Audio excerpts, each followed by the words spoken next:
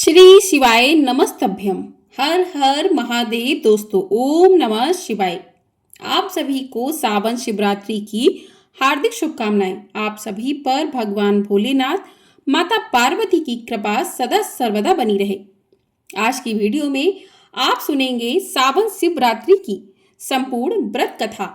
जब हिमगिर की शीतल गुफाओं में काल की सीमाओं से परे एक गहन मौन छाया था, तब आदि योगी भगवान शिव ने देवी पार्वती को वो अमर कथा सुनाई थी जिसे सुनने मात्र से मनुष्य मृत्यु के भय से मुक्त हो जाता है। यह कथा कोई साधारण कथा नहीं है, बल्कि स्वयं महादेव के अधरों से निकली परम रहस्यमयी कथा है, जिसमें छिपा है सृष्टि का रहस्य, योग का मूल और मोक्ष का मार्ग। सावन शिवरात्रि के इस शुभ अवसर पर जब ब्रह्मांड में शिव तत्व गूंज रहा है, तब हर भक्त को यह अमर कथा अवश्य सुननी चाहिए, क्योंकि यही है वह ज्ञान जो कालजयी है, जो मुक्तिदाता है, जो स्वयं शिव है। तो चलिए एकाग्र मन से भगवान शिव और माता पार्वती के उस दिव्य संवाद में प्रवेश करते हैं, जहाँ हर शब्द मोक्ष का द्वार है और हर वाक्य आत्मा को शिवमय बना देता है। तो प्रिय श्रोताओं, एक प्राचीन कथा के अनुसार एक बार भगवान शिव वन विहार के लिए गए हुए थे। तभी देवर्षि नारद कैलाश पर्वत पर पहुंचे और माता पार्वती को प्रणाम करते हुए कहने लगे, नारायण नारायण, हे माते, भगवान भोलेनाथ कहीं दिखाई नहीं दे रहे। तब माता पार्वती ने उत्तर दिया कि देवर्षि, वे अभी वन विहार के लिए गए हुए हैं, कुछ समय बाद आने ही वाले होंगे। तब देवर्षि नारद ने माता पार्वती से कहा कि अगर आपकी आज्ञा हो तो आपसे मैं एक विनती करना चाहता हूँ। माता पार्वती ने कहा, कहो नारद, क्या कहना चाहते हो? तब देवर्षि नारद मुनि बोले कि हे माता पार्वती, तीनों लोकों के पालनहार भगवान शिव तो अमर हैं, लेकिन आपका कई बार जन्म हो चुका है। उन्होंने आपको कभी अमर कथा नहीं सुनाई है, इसका क्या कारण है? और भोलेनाथ तो अमर कथा जानते हैं, और जो अमर कथा सुन लेता है वह जन्म मरण के चक्कर से मुक्त हो जाता है और 84 लाख योनियों के चक्कर में भी कभी नहीं आता। अगर आप चाहें तो भोलेनाथ से कथा सुन सकती हैं। इतना कहते हुए नारद जी मुनि आज्ञा लेकर कैलाश पर्वत से वापस चले गए। अब इधर माता पार्वती व्याकुल होकर भगवान शंकर की प्रतीक्षा करने लगी। जब भोलेनाथ वन विहार से वापस लौट कर आए तो देवी पार्वती ने भगवान शंकर से कहा कि हे स्वामी, आप तो सृष्टि के दाता हो, जगत के भाग्य विधाता हो, और आपकी अर्धांगिनी अत्यंत कष्ट से व्याकुल हो रही हैं। तब भगवान भोले शंकर ने माता पार्वती से उनके कष्ट का कारण पूछा। तब माता पार्वती ने कहा कि हे प्रभु, आप तो जन्म मरण से मुक्त हो और मुझे संसार में कई बार जन्म लेना पड़ता है। इस बंधन को दूर करने के लिए आप मुझे अमर कथा सुनाने की कृपा करें, नहीं तो मैं अभी आपके चरणों में प्राण त्याग दूंगी। भगवान शिव ने देवी पार्वती की हट देखी तो कहने लगे, देवी, इस संसार सागर को पार करने का रास्ता अत्यंत कठिन है। इसमें बहुत से लोग सत्कर्मों को भूलकर 5 विषयों का शिकार बन जाते हैं, कुकर्मों में फंसकर अपने कर्मों का फल भोगते हैं और बार बार जन्म मरण के 84 योनियों के चक्कर में फंसे रहते हैं। उन पर भगवान कभी प्रसन्न नहीं होते जब तक कि जीव को अपनी आत्मा से भगवान भक्ति और सत्य धर्म के प्रचार का ज्ञान ना हो, तो वह सफलता प्राप्त नहीं कर सकता। मैं तो शक्ति, भक्ति, सत्य, धर्म के पूर्ण ब्रह्म ज्ञान के द्वारा ही अमर हूँ। जन्म मरण से भी मैं मुक्त हूँ। देवी, अगर आपके मन में भी यही आशा है तो फिर व्यास गुफा में बैठकर मैं तुम्हें वह अमर कथा सुनाऊंगा। और फिर उसी समय भगवान शिव देवी पार्वती को लेकर व्यास गुफा में पहुंच गए। जब भगवान शिव ने गुफा में आसन लगाया तो उन्होंने अपनी शक्ति द्वारा कालांगनी रुद्र नाम का एक गढ़ प्रकट किया और उसे आज्ञा दी कि गुफा के आसपास एक ऐसी अग्नि प्रकट करो कि जिससे सभी जीवधारी यहाँ से दूर चले जाएं। भगवान शिव की ऐसी आज्ञा पाकर रुद्र ने ऐसा ही किया। जिस स्थान पर भगवान शिव का आसन था उसके पास में ही एक शुक अर्थात तोते का घोंसला था। उस घोंसले में एक अंडा पड़ा हुआ था। उस अंडे पर किसी की भी नजर नहीं पड़ी और ना ही रुद्र अग्नि उसे जला पाई, क्योंकि वह जीवधारी तो अभी उत्पन्न ही नहीं हुआ था। परंतु इसके अलावा सब जीवधारी या तो मृत्यु को प्राप्त हो गए या फिर वहां से दूर चले गए। इसके पश्चात भगवान शिव नेत्र बंद करके एकाग्रचित होकर देवी पार्वती को अमर कथा सुनाने लगे। अमर कथा की शक्ति के द्वारा उस अंडे से एक जीव प्रकट हो गया और इधर अमर कथा सुनते सुनते देवी पार्वती को निद्रा आ गई। अब देवी पार्वती के स्थान पर वह शुक पक्षी अमर कथा सुनकर हुंकारा भरने लगा। अमर कथा जब संपूर्ण हुई तब भगवान शिव ने नेत्र खोले और देवी पार्वती जी से पूछा, क्या आपने अब अमर कथा सुन ली है? क्या आप भी आपके मन में कोई शंका है? तब देवी पार्वती ने कहा, हाथ जोड़कर क्षमा मांगते हुए, कि भगवान शिव से कहा कि हे प्रभु मुझे क्षमा कीजिए, मैंने अमर कथा पूरी नहीं सुनी। तब भोलेनाथ ने पूछा, तो फिर हुंकारा कौन दे रहा था? देवी पार्वती जी ने कहा, मुझे नहीं पता। तब भगवान शिव ने इधर उधर देखा तो उन्हें शुक्षी ही नजर आया, जो कि प्रभु को देखते ही उड़ गया। तब भगवान शिव उस पक्षी को मारने के लिए उसके पीछे दौड़े। वह शुक पक्षी उड़ता उड़ता तीनों लोकों में गया, परंतु उसे कहीं भी जगह नहीं मिली। उस समय श्री वेद व्यास जी की धर्मपत्नी अपनी कुटिया के आंगन में सिर के बालों को सुखाते हुए जम्हाई ले रही थी। तभी वह शुक पक्षी उनके मुख के द्वारा उनके उदर में प्रवेश कर गया। भोलेनाथ रूप बदल कर वहां पहुंचे और जाकर उन्होंने ऋषि की पत्नी से कहा कि देवी लाओ हमारा पक्षी वापस करो। ऋषि पत्नी ने कहा कि महाराज देख लो, हमारे पास तो कोई भी पक्षी नहीं है। तब भगवान शिव कहने लगे, वह पक्षी जो अभी अभी तुम्हारे पास आया है और अभी भी तुम्हारे पास है, सिर्फ अपना स्वरूप बदलने के लिए वह तुम्हारे गर्भ में आलोप हो गया है। जब ऋषि पत्नी नहीं मानी तब भगवान शिव ने वेद व्यास जी से कहा कि आपकी पत्नी के मुख द्वारा हमारा पक्षी इनके पेट में चला गया है। आप अपनी पत्नी से पूछ लो उनके पेट में हमारा पक्षी गया है कि नहीं। तब वेद व्यास जी ने अपनी पत्नी से पूछा कि तुम्हारे पेट में कोई पक्षी गया है क्या? व्यास मुनि की पत्नी कहने लगी, नहीं, मैंने तो किसी भी पक्षी को नहीं देखा, लेकिन प्रभु ऐसा अनुभव होता है कि जैसे कोई जीव मेरे पेट में है। व्यास मुनि ने प्रभु से प्रार्थना की कि हे महाराज, आपका वचन तो सत्य है, परंतु स्त्री के गर्भ से पक्षी भला कैसे निकल सकता है? इसका तो बस एक ही उपाय है कि इस स्त्री को मारकर उसके पेट से पक्षी को निकाल लिया जाए। भगवान शिव कहने लगे, इतनी सी बात के लिए भला इस स्त्री को मारने की क्या आवश्यकता है? इस नादान स्त्री पर तो हमें बहुत तरस आ रहा है। हमें तो उस शैतान पक्षी पर क्रोध आ रहा है जो अपना स्वरूप बदलने के लिए इस बेचारी स्त्री के गर्भ में आलोप हो गया है। जब वह बाहर आएगा तब हम उसे मार देंगे। व्यास मुनि कहने लगे, महाराज इसका क्या उपाय है? आपकी जो इच्छा है वह आप कर सकते हैं। यह शब्द सुनकर शुक पक्षी शंकर जी के भय से माता के गर्भ से बाहर ही नहीं आया। अब त्रिलोक स्वामी भी वहीं बैठकर शुक पक्षी के बाहर आने की प्रतीक्षा करने लगे।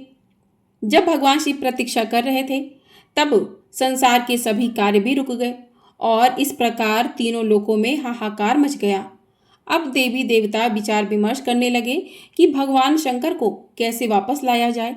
तब देवताओं से आज्ञा पाकर नारद जी व्यास मुनि के द्वार पर शंकर जी के पास पहुंचे और जाकर प्रणाम करके भगवान शंकर से कहने लगे कि हे डमरूधारी, हे त्रिशूलधारी, हे तीनों लोकों के पालनहार, हे महाकालेश्वर, हे नीलकंठ, हे भोलेनाथ, आपका यहाँ कैसे आना हुआ? तब शंकर जी कहने लगे, नारद जी, यह समस्या आपकी ही पैदा की हुई है और आप मुझसे ही पूछ रहे हो। शुक पक्षी व्यास मुनि की पत्नी के गर्भ में आलोप हो गया है। जब वह बाहर आएगा तब मैं उसे मार कर ही वापस आऊंगा। देवर्षि नारद ने कहा, प्रभु आपका तो वचन है कि जो भी अमर कथा सुन लेता है वह अमर हो जाता है, वह जन्म मरण के चक्कर से भी मुक्त हो जाता है। और यह शुक पक्षी भी तो आपसे अमर कथा सुनकर अब अमर हो चुका है। सो अब यह आपके भय से माता के गर्भ से बाहर भी नहीं आ रहा और बेचारी स्त्री को भी कष्ट दे रहा है। इसलिए हे भोलेनाथ, इस पक्षी को वरदान देने की कृपा करें। क्योंकि आपने अमर कथा सुनने वाले को अमर हो जाने का वरदान दिया है, और यदि आप इस सुख पक्षी को मार देंगे तो आपकी अमर कथा भी झूठी हो जाएगी। तब भगवान शिव ने उस शुक को अमर हो जाने का वरदान दिया और वे वापस कैलाश पर्वत पर लौट गए, और फिर वही शुक व्यास जी के अयोनिज पुत्र बने। गर्भ में ही उन्होंने वेद, पुराणों और उपनिषदों का ज्ञान प्राप्त किया और वह अपनी माता के गर्भ में 12 वर्षों तक रहे। तब वेद व्यास जी ने दिव्य दृष्टि से उनसे पूछा कि अच्छा पुत्र, तुम बाहर क्यों नहीं आ रहे हो?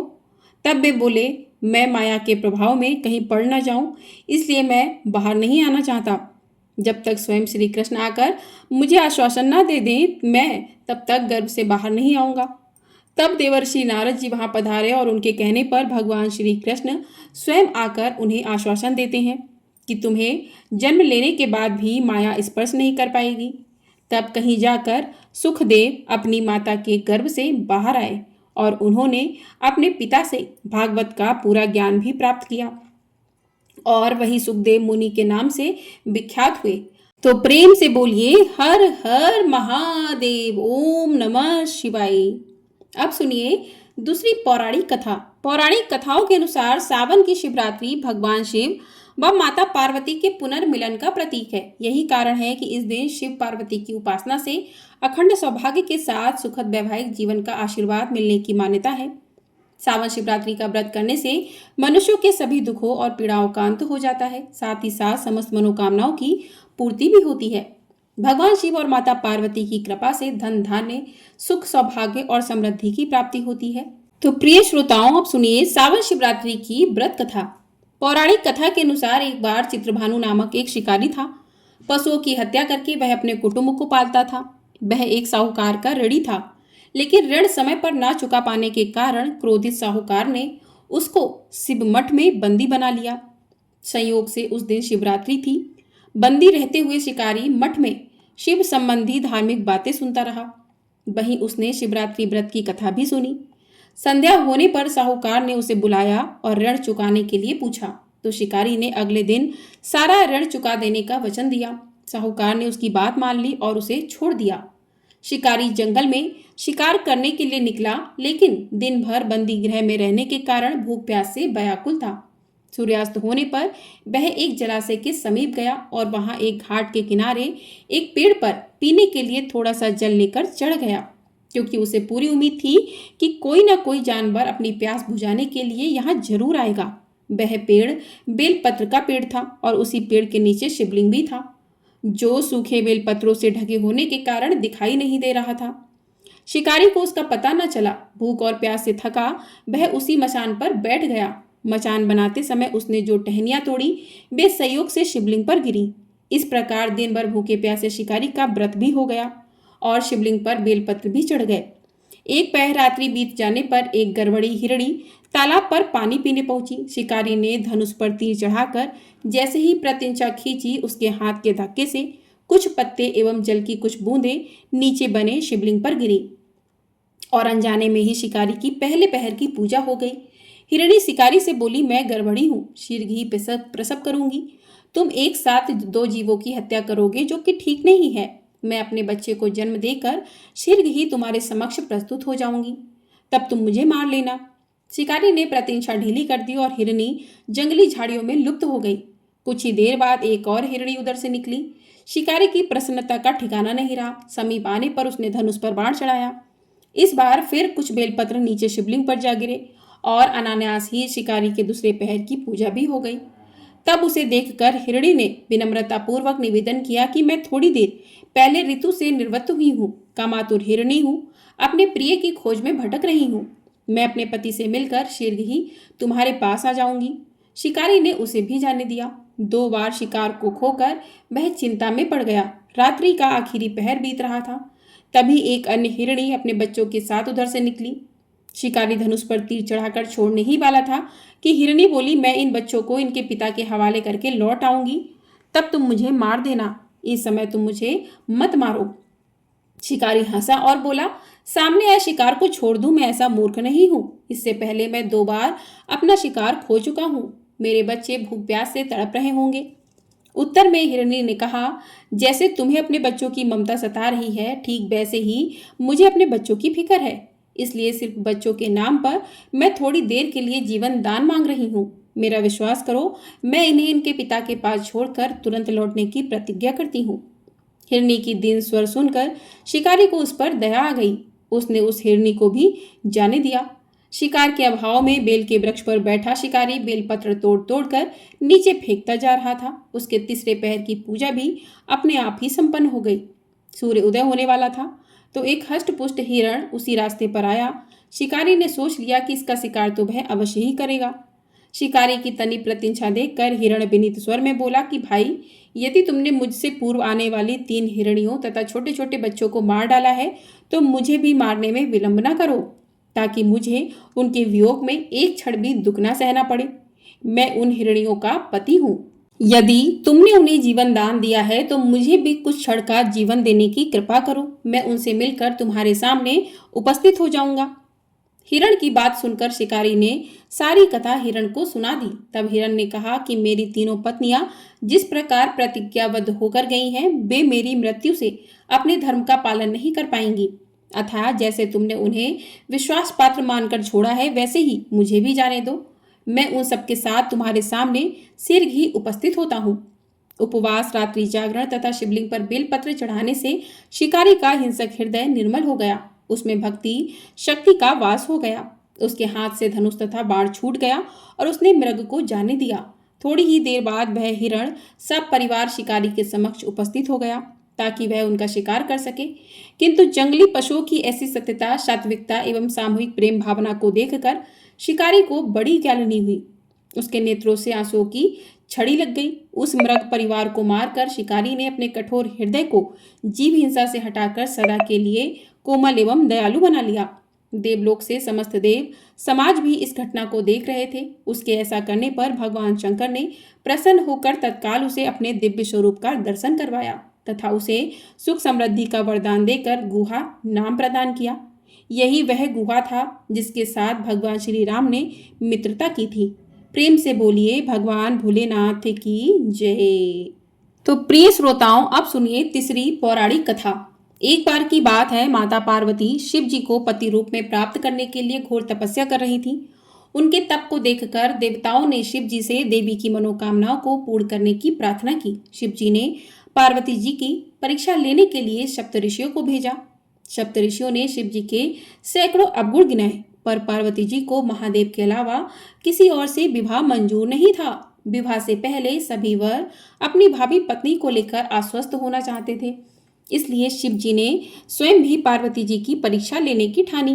भगवान शंकर प्रकट हुए और पार्वती जी को वरदान देकर अंतर्ध्यान हुए। इतने में पार्वती माता जहां तप कर रही थीं, वहीं पास में तालाब में मगरमच्छ ने एक लड़के को पकड़ लिया। लड़का जान बचाने के लिए चिल्लाने लगा। पार्वती जी से उस बच्चे की चीख सुनी नहीं गई। द्रवित हृदय होकर वह तालाब पर पहुंची। वहां पहुंचकर देखती हैं कि मगरमच्छ लड़के को तालाब के किनारे खींचकर ले जा रहा था।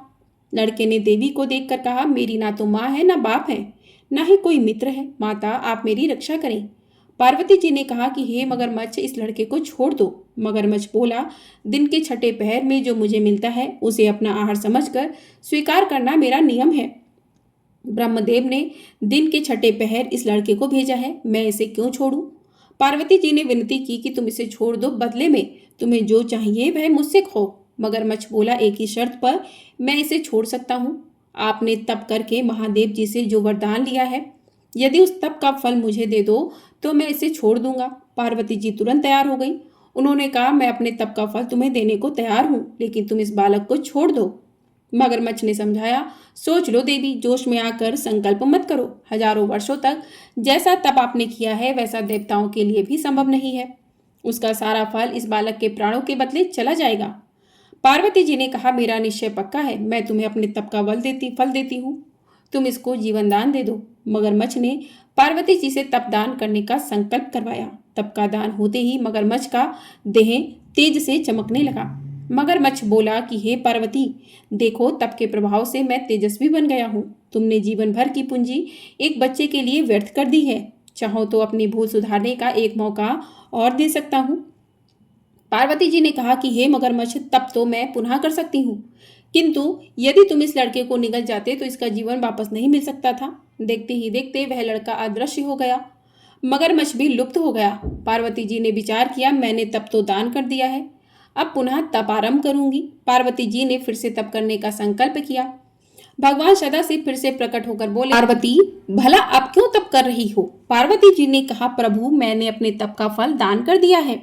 आपको पति रूप में पाने के संकल्प के लिए मैं फिर से वैसा ही घोर तप करके आपको प्रसन्न करूंगी। महादेव जी बोले, मगरमच्छ और लड़के दोनों रूपों में मैं ही था। तुम्हारा चित्त प्राणी मात्र में अपने सुख दुख का अनुभव करता है या नहीं, इसकी परीक्षा लेने के लिए मैंने ये लीला रची थी। अनेक रूपों में दिखने वाला मैं एक ही हूँ। मैं अनेक शरीरों से अलग निर्विकार हूँ। तुमने अपना तप मुझे ही दिया है, इसलिए अब और तप करने की कोई जरूरत नहीं है। देवी ने महादेव को प्रणाम कर प्रसन्न मन से विदा किया। प्रेम से बोलिए शंकर पार्वती भगवान की जय। तो इस प्रकार से सावन शिवरात्रि की कथा पूर्ण हुई। आपको वीडियो पसंद आई है, वीडियो को लाइक अवश्य कीजिएगा। चैनल पर नए हैं तो चैनल को सब्सक्राइब भी कर लीजिएगा, ताकि आपको सभी वीडियो समय से प्राप्त हो सके। और आपको हमारे चैनल पर अमावस्या कब की है वीडियो मिल जाएगी, साथ ही अमावस्या की कथा भी सुनाई जाएगी। तो चैनल को सब्सक्राइब करके ढेर सारा अपना प्यार जरूर दीजिएगा और कमेंट बॉक्स में हर हर महादेव अवश्य लिखिएगा। हर हर महादेव।